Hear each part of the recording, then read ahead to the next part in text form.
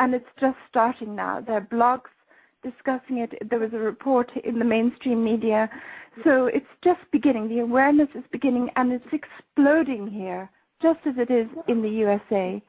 And I want to point out, Jane, wait, I just want to point out, Drew, I want to point out that people all over the world need to file these criminal charges with their individual law enforcement units wherever they may live.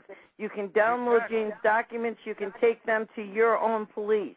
We need to do this on a massive scale all over. This is what the first sergeant chimed in and says, are these documents easily prepared in which we can use here in the United States?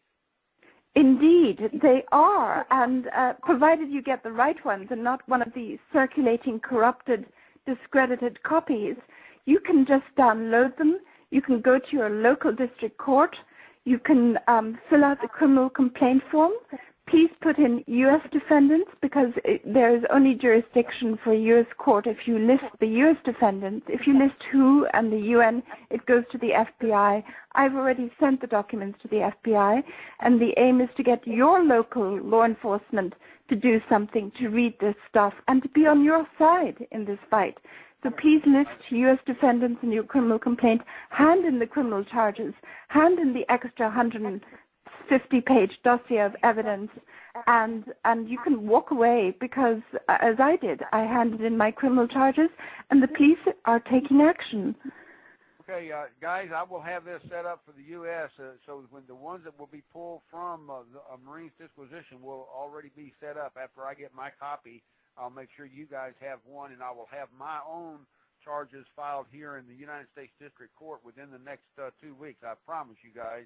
And then you'll have a certified copy of which you can draft and put forth in your own U.S. District Court in the area that you're located. Jane, I definitely will work this out with you personally. Great, Drew. I really appreciate that. And there are two things you can do. You can file the criminal charges, or you can file an injunction asking your court to ban the vaccine. This is a civil case, and that's a separate legal document.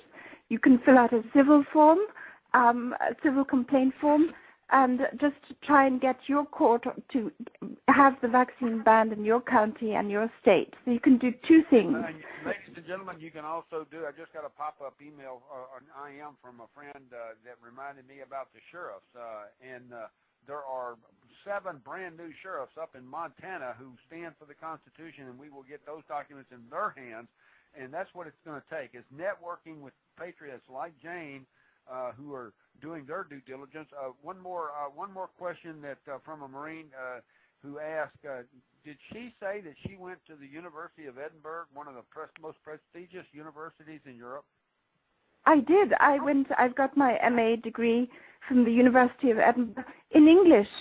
So I think that also shows how, even if you've studied English, you can still find out what's going on in this medical field. You can use your brain, and this is another strength, I think, of the Army and the military. They learn competences and skills, and they learn to transfer it, and they learn to be flexible, they learn to be adaptable, and they learn to work through problems and to face difficulties. So I think even in a civil setting, dealing with something like this, the military training, the military attitude, is very, very important now in this fight, this legal fight against, these people. So, yep. And they took an oath to protect us from the enemies within. And that is why they have to see where the enemies are. And it's a very hard thing for us in the States to face what's actually happening in this country. Of course, the economic collapse is happening at the same time as the pandemic is coming out, so we know what's coming down the pike. What better distraction could we have from an economic collapse in this country than people dying in huge numbers from a pandemic that's caused by a vaccine? Can I ring in here for a second? Yeah, go ahead. Jane, can you give us a little background, either now or even in a blog, on just what gives the World Health Organization police powers over the entire planet? Because you're saying that they will usurp the powers of sovereign nations and take away any authority that we don't have a president, by the way. It's an agency. It became an agency in 1947, I believe, and Barack Obama didn't swear an oath in front of the American people. We don't have a president, so this figurehead will have its power usurped by a foreign entity. Can you explain that for us? I wish I could, Pat. You've hit the nail on the head. It's the same in Austria as the USA. One little health minister or chancellor signs a little decree behind closed doors, which is never publicized, which hands over the whole of Austria to who in the event of a pandemic? And nobody knows about this decree. And we're all being, kind of sold down the river by a little clique who have got into high office pretending to serve us, and they are actually selling us down the river. Yes. It's high crimes and misdemeanors. It's treason of the highest order, and it's happening all around the globe because of this genocidal agenda that they have. They want to decrease the population of the world to 500,000 or 500 million, as they've actually written in stone on the Georgia guideposts that are here in the States. So that's what they're doing, and that's what we have to face. And, Jane, your information getting out to the military on this show, I can assure you this is going to have reverberations that are going to be heard around the world. And I'm so grateful to you for coming on the show. I know that this is a very severe long-distance call for you. I want to thank you. And Jane's going to be on my show next Saturday, a week from tomorrow. So you can tune in to RBN next Saturday and learn more about this, and she can give us updates as to what's going on. And if there's anything else you want to share with the listeners, Jane, please do so. Well, I just thank you for having me on your show, and because of my own military background, I really appreciated the chance to talk to soldiers around the world and to say, you're a soldier, you have rights. You give a lot to your country, and your country should give something back to you. And it shouldn't take your health and your life for the wrong purpose.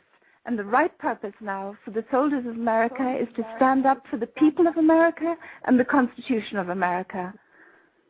I totally. I have one personal question. I have something that, or I have access to the phone number that you're calling from. And I know that the prefix for Austria is 43, but if I'm in the United States and I call you, do I hit 143 or is it 043? If you call me, it's 0043. Okay, 0043. Okay. We don't need to go any further. I will try to get in touch with you here within the. Is this number I can call you within the next 30 minutes? I'm afraid I have to go, Drew. This evening is not a good time to call me, but you can email me anytime. Can I call you on at this number within the next hour or so? Well, unfortunately not, because it's 1 a.m. here.